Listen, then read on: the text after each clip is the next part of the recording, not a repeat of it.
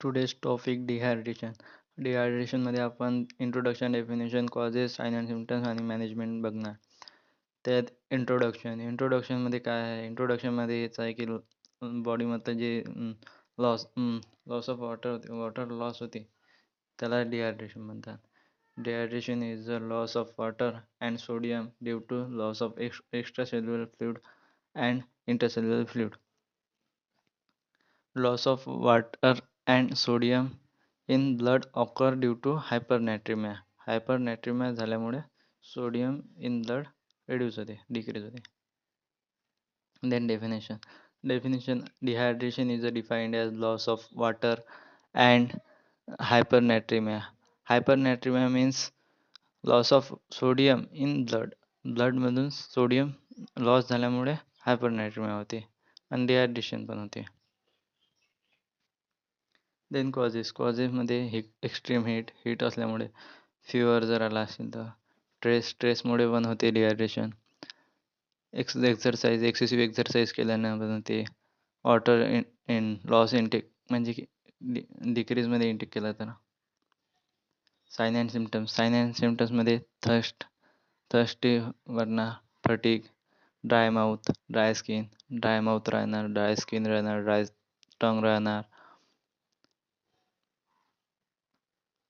मॅनेजमेंटमध्ये आपण काय करणार? ओ आर एस देणार. ओ आर एस पाण्यात घ्यायला सांगणार, वॉटरमध्ये घ्यायला सांगणार. डी एन एस देणार सिव्हिअर असलं तर.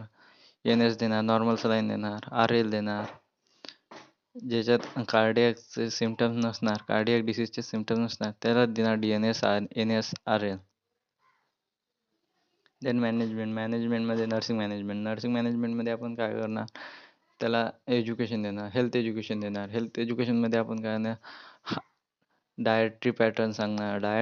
डाएटमध्ये फ्लुइड इनटेक जास्त करायला सांगणार.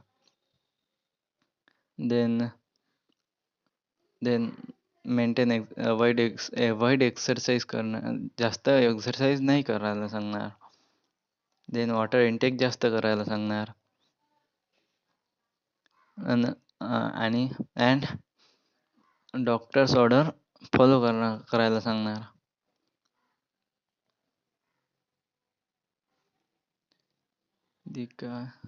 अधिक आपण आपल्या मनानं पण टाकू शकतो.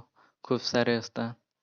आउटपुट चेक करणार, पेशंटचा आउटपुट चेक करणार, किती आउटपुट आहे, किती इनपुट आहे ते.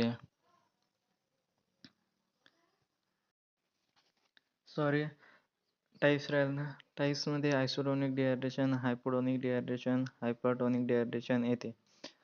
आणि आयसोटोनिकमध्ये लॉस ऑफ बॅलन्समध्ये फ्लुइड लॉस होते.